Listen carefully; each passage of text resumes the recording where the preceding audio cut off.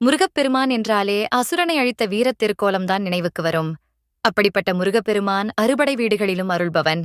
அந்த அறுபடை வீடுகளில் 5 படை வீடுகளில் சூரசம்ஹாரப் பெருவிழா நடைபெறும். அதிலும் ஒரு படை வீட்டில் ஓராண்டில் 3 முறை சூரசம்ஹார வைபவம் நடைபெறும் என்னும் தகவல் பலருக்கும் வியப்பைத் தருவது. அந்த தலம் எது தெரியுமா? அதுதான் மதுரையில் அமைந்திருக்கும் திருப்பரங்குன்றம்.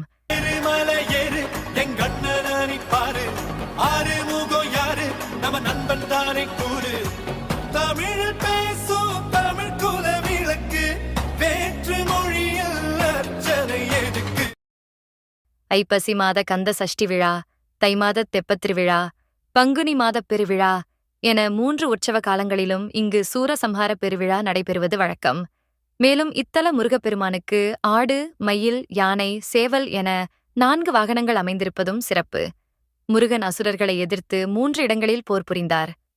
கடலில் போர் புரிந்த தலம் திருச்செந்தூர், நிலத்தில் போர் புரிந்த இடம் திருப்பரங்குன்றம், விண்ணில் போர் புரிந்த தலம் திருப்போரூர்.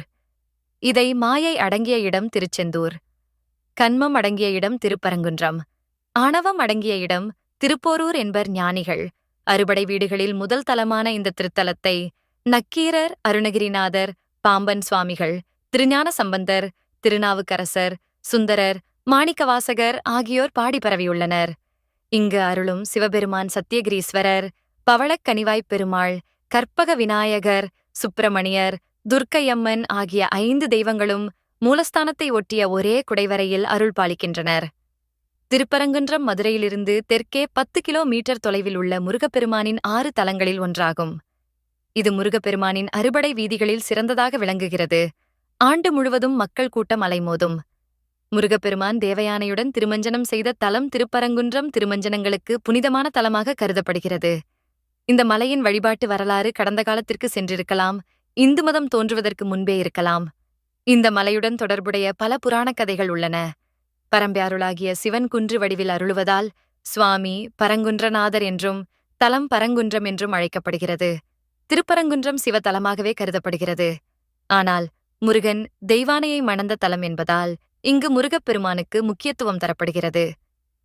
திருப்பரங்குன்றம் மலையின் கிழக்குப் பகுதி பெரிய பாறையாகவும், மேற்குப் பகுதி சிவலிங்கம் போலவும், வடக்குப் பகுதி கைலாயம் போலவும், தெற்குப் பகுதி யானை ஒன்று படுத்திருப்பது போலவும் காட்சி தருவதை நாம் பார்க்கலாம். ஒருமுறை கைலாயத்தில் வீற்றிருந்த சிவபெருமான் தன்னுடன் இருந்த அம்பிகைக்கு உலக உயிர்களின் படைப்புக்கு ஆதாரமாக அமைந்த பிரணவ மந்திரத்தினை உபதேசித்துக் கொண்டிருந்தார். அதனை குழந்தையாக தாயின் மடியில் அமர்ந்திருந்த முருகப்பெருமானும் கேட்டு ஞானம் பெற்றார். ஆனால் குருவால் உபதேசிக்கப்பட வேண்டிய ரகசியத்தை மறைமுகமாக அறிந்து கொண்டதன் காரணமாக முருகப்பெருமானுக்கு பாவம் உண்டானது. இதற்கு பரிகாரம் செய்யும் நோக்கில் பூலோகம் வந்து தவம் செய்தார் சிவமைந்தன். அந்த தவத்தின் முடிவில் முருகப்பெருமானின் பாவம் விலகியது. அதோடு அவருக்கு சிவபெருமான் காட்சி கொடுத்தார். அந்த தலமே பரங்குன்றமாகும். இதுவே முருகப்பெருமானின் 6 படை வீடுகளில் முதல் வீடாக அமைந்தது. இந்த திருப்பரங்குன்றத்தில்தான் முருகப்பெருமான் தேவர்களின் தலைவனான இந்திரனின் மகளான தெய்வானையை மணம் செய்து கொண்டார்.